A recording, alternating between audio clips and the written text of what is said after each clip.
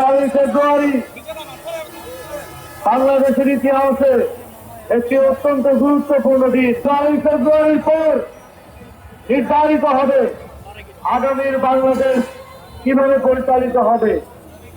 আগামী 12ই ফেব্রুয়ারি আপনাদের ভোটাধিকার প্রয়োগের মাধ্যমে, আপনাদের নেতৃত্ব নির্বাচনের মাধ্যমে আগামীর বাংলাদেশের রূপরেখা নির্ধারিত হবে। বাংলাদেশের মানুষ 12ই ফেব্রুয়ারি তাদের ভোটাধিকার দেওয়ার জন্য অপেক্ষা করছে।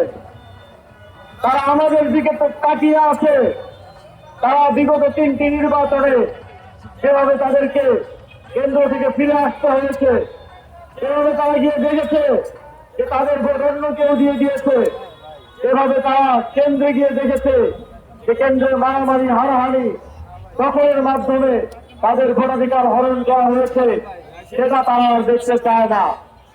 তারা চায় 11 দলীয় জোট এবং 11 দলীয় জোটের সকল নেতা কর্মী সবাই মিলে তাদের ভোটাধিকার রক্ষা করবে।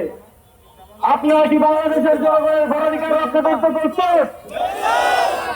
12ই ফেব্রুয়ারি আমাদের দায়িত্ব শুধু নিজের ভোটাধিকার প্রয়োগ করা নয়, আমাদের দায়িত্ব বাংলাদেশের 18 কোটি জনগণ, বাংলাদেশের 12 কোটি ভোটার যেন তাদের ভোটাধিকার প্রয়োগ করতে পারে সেটা নিশ্চিত করা। আমরা 11 দলীয় ঐক্যের পক্ষ থেকে আপনাদেরকে প্রমিস করতে চাই, আপনারা যদি আপনাদের ম্যান্ডেট দিয়ে আমাদেরকে কাজ করার সুযোগ করে দেন, সেগুলো আমরা সমস্যা সমাধান করবো ইনশাআল্লাহ। ভূমি দখল, বন উজাড় করে এই অঞ্চলের সেই প্রাকৃতিক ভারসাম্য, সেই ভারসাম্য নষ্ট হচ্ছে। ভারতায় কলকারখানা হচ্ছে, শিল্পায়ন হচ্ছে, কিন্তু স্থানীয় তরুণদের, স্থানীয় জনগণের সেখানে কর্মসংস্থান নিশ্চিত হচ্ছে না। ভারতায় শ্রমিকরা জনসময়ে তাদের বেতন পাচ্ছে না।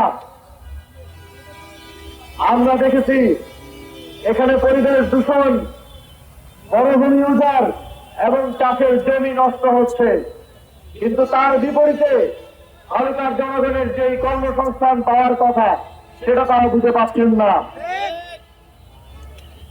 এখানে মাদকের সমস্যা রয়েছে, জুয়ার সমস্যা রয়েছে, এখানে স্বাস্থ্যসেবার মান, রাস্তাঘাট সহ নানা ধরনের সমস্যার মধ্যে দিয়ে আপনারা যাচ্ছেন।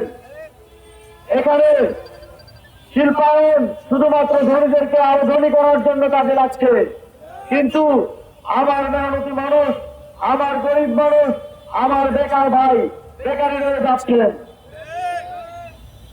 আমরা নির্বাচিত হলে কাজ করার সুযোগ পেলে সম্পদের সুষম বন্টন নিশ্চিত করব। আপনাদের যতগুলো সমস্যার কথা উল্লেখ করলাম সবগুলো নিশ্চিত, সব সমস্যার সমাধান করার জন্য সর্বোচ্চ পর্যায় থেকে আমরা কাজ করবো ইনশাআল্লাহ।